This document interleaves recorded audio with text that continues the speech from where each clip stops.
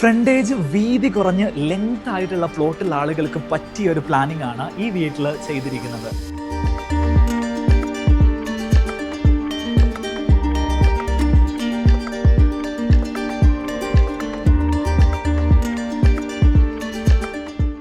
നേരെ കയറി വരുന്നത് ലിവിംഗ് സ്പേസിലേക്ക്, അതിൽ നിന്നും ഇതേ രീതിയിൽ ഒരു കോർട്ട്യാർഡ് സ്പേസിലേക്ക് വരുന്നു. സ്റ്റെയർ കേസ് കൊടുത്തിരിക്കുന്നത് ഈ കോർട്ട്യാർഡ് സ്പേസിലേക്കാണ്.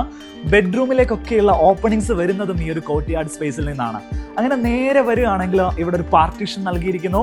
ഇത് നമുക്ക് ഫ്ലോട്ടിംഗ് ആണ്, നമുക്ക് ആവശ്യമുണ്ടെങ്കിൽ ഇത് ക്ലോസ് ചെയ്ത് വെക്കാൻ സാധിക്കും. അതിന്റെ തൊട്ട് ബാക്കിലാണ് ഡൈനിങ് സ്പേസ് നൽകിയിരിക്കുന്നത്. ഇതാണ് ഡൈനിങ് സ്പേസ്. ഒരേ സമയത്ത് 10 ആളുകൾക്ക് ഇരിക്കാൻ പറ്റുന്ന രീതിയിലാണ് ഡൈനിങ് സ്പേസ് സെറ്റ് ചെയ്തിരിക്കുന്നത്. കൗണ്ടർ ടോപ്പ് ആയിട്ട് നൽകിയിരിക്കുന്നത് സ്റ്റോൺ ആണ്. നേരെ ഈ ഭാഗത്തേക്ക് വരികയാണെങ്കിൽ വാഷ് ഏരിയ സെറ്റ് ചെയ്തിരിക്കുന്നത് ഇവിടെയാണ്. കോഡ്സ് ആണ് കൗണ്ടർ ടോപ്പ് നൽകിയിരിക്കുന്നത്. ആൻഡ് മിററിന് ശേഷം നമുക്ക് നേരെ ഓപ്പൺ സ്കൈ ആയിട്ടുള്ള ഒരു ഏരിയ ഇവിടെ നൽകിയിട്ടുണ്ട്. ഇപ്പൊ ഞങ്ങൾ ഷൂട്ട് ചെയ്തുകൊണ്ടിരിക്കുന്ന സമയത്ത് മഴ പെയ്യുന്ന ഒരു ആംബിയൻസ് കൂടെ നമുക്കിതിൽ വിഷ്വൽ ആയിട്ട് കിട്ടിയിട്ടുണ്ട്. കോമൺ ഏരിയയുടെ സ്പേസ് പ്ലാനിങ്ങിനെ ബ്ലോക്ക് ചെയ്യാത്ത രീതിയിലാണ് സ്റ്റെയർ കേസ് ഒരു സൈഡിൽ പ്ലേസ് ചെയ്തിരിക്കുന്നത്. ഹാൻഡ് റെയിൽ നൽകിയിരിക്കുന്ന ഇതേ രീതിയിലുള്ള സ്ട്രിങ്ങുകളാണ്, SS-ന്റെ റോഡുകളാണ് അതിനുവേണ്ടി യൂസ് ചെയ്തിരിക്കുന്നത്.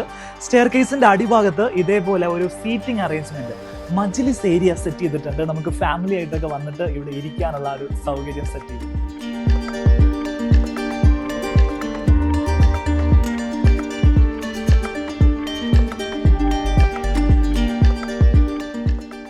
നമ്മൾ സാധാരണ കണ്ടിട്ടില്ലാത്ത ഒരുപാട് ആർക്കിടെക്ചറൽ എലമെന്റുകൾ ഉൾപ്പെടുത്തിയിട്ടുള്ള ഒരു ആർക്കിടെക്ചറൽ പ്രൊജക്റ്റാണിത്.